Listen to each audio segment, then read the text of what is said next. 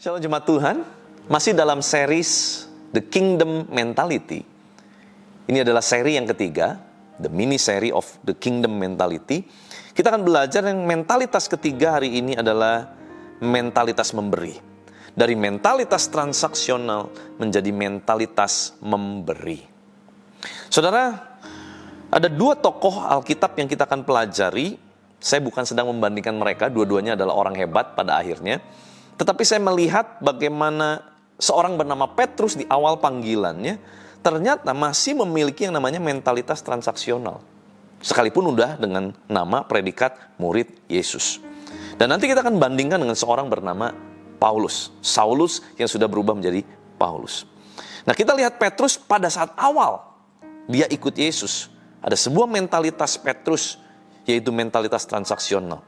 Matius pasal 19 ayat 27, lalu Petrus menjawab dan berkata kepada Yesus, kami ini telah meninggalkan segala sesuatu dan mengikut Engkau. Jadi, apakah yang akan kami peroleh? Perhatikan di sana Petrus sedang bertransaksi dengan Tuhan, di mana dia bertanya, Tuhan, I already give. Saya sudah memberi untuk Tuhan, ikut Tuhan, tinggalkan segala sesuatu. So, what we can have, what we can get, what we can take, give and take. Sadar tidak sadar berapa banyak di antara kita anak-anak Tuhan yang sampai hari ini masih berpikir dengan mentalitas give and take. Betul, buat setiap mereka yang menabur pasti menuai. Betul, buat mereka yang dengan sungguh-sungguh berdoa, jalan pasti terbuka. Mereka yang dengan sungguh-sungguh mengetuk, pintu pasti dibukakan. Betul, itu semua janji firman Tuhan. Tetapi, apakah mentalitas kita hanya berhenti kepada mentalitas give and take? When I give, what can I have to I can take? Apa yang aku sudah beri, apa yang aku dapat terima dari Tuhan. Apakah itu yang menjadi mentalitas kita hari-hari ini?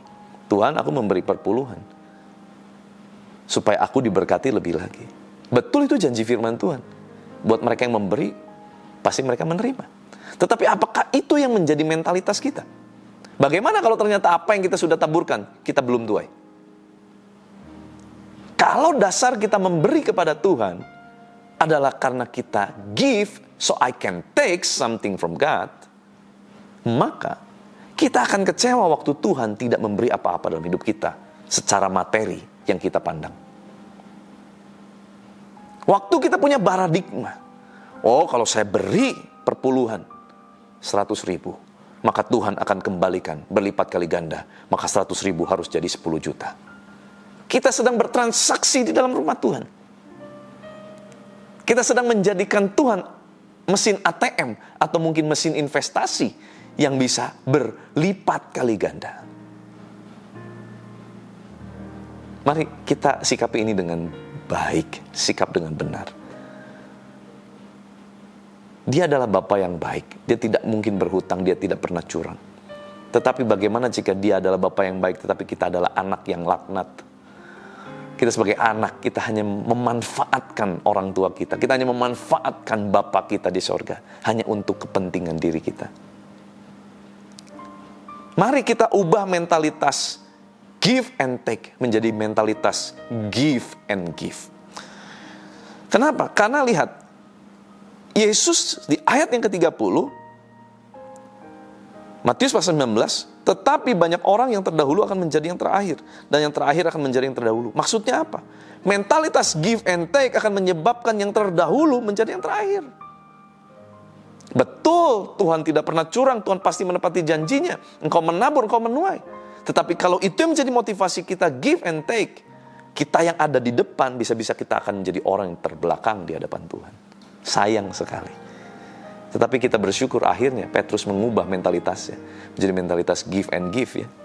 Sampai bahkan dia rela mati di salib demi pemberitaan Injil. Dia rela memberikan semuanya. Coba kita lihat mentalitas Paulus. 1 Korintus 9 ayat 17. Kalau andai kata aku melakukannya menurut kehendakku sendiri, memang aku berhak menerima upah. Tetapi karena aku melakukannya bukan menurut kehendakku sendiri, pemberitaan itu adalah tugas penyelenggaraannya yang ditanggungkan kepadaku. Ayat 18, kalau demikian apakah upahku? Upahku ialah ini, bahwa aku boleh memberitakan Injil tanpa upah, dan bahwa aku tidak mempergunakan hakku sebagai pemberita Injil. Lihat, Paulus tahu dia punya hak, dia punya upah.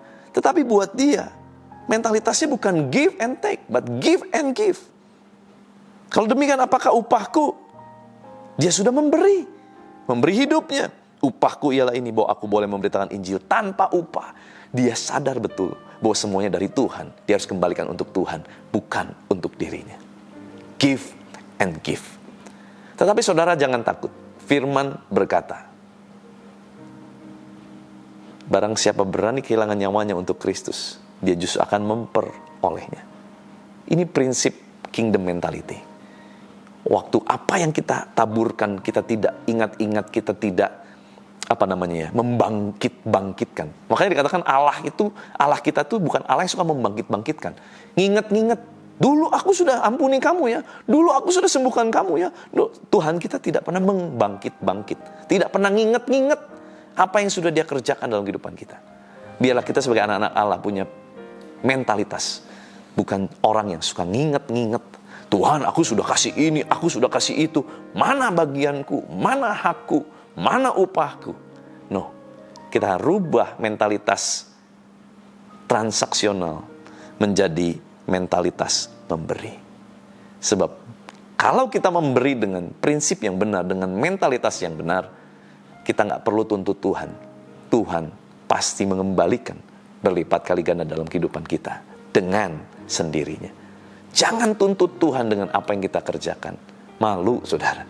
Sebab Tuhan pun tidak pernah membangkit-bangkitkan apa yang sudah dia kerjakan. Dia nggak pernah ingat-ingat dalam kehidupan kita. Yuk kita berdoa. Tuhan, terima kasih buat firman-Mu keras mengajar kami. Tetapi ada 3 prinsip mentalitas yang kami boleh peroleh selama 3 hari ini. Kami mau Tuhan punya prinsip hati mentalitas yang benar di hadapan Tuhan. Sehingga mentalitas kami adalah mentalitas yang memuliakan Tuhan, yang berkenan, yang menyenangkan hati Tuhan. Kami mau mengubah mentalitas budak menjadi mentalitas anak. Tuhan berikan kami mentalitas anak. Tuhan juga Engkau berikan kami mentalitas mandiri, bukan cuma ikut-ikutan hanya kata orang, tetapi kami tidak tahu apa kata Tuhan. Kami mau belajar untuk tahu apa kata Tuhan, lebih daripada apa kata orang. Dan Tuhan, kami juga mau untuk mengubah setiap mentalitas transaksional kami.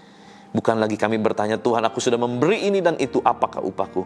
Tetapi biarlah kami selalu berkata, Tuhan semua yang aku dapat beri itu dari Tuhan, dan kiranya untuk Tuhan, untuk kemuliaan Tuhan, bukan untuk setiap kami. Berkati anak-anak-Mu Tuhan. Berkati mereka dengan roh yang baru, hati yang baru, kedewasaan rohani, pikiran yang hanya terfokus kepada Kristus, sehingga Engkau menjadikan segala sesuatunya menjadi baik dalam kehidupan mereka.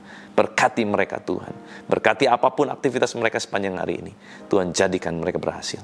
Biar kuasa kehidupan dan kuasa kebangkitan Kristus mengalir memerintah atas setiap kami. Di dalam nama Tuhan Yesus Kristus. Haleluya, sama-sama kita katakan amin. Tuhan Yesus memberkati.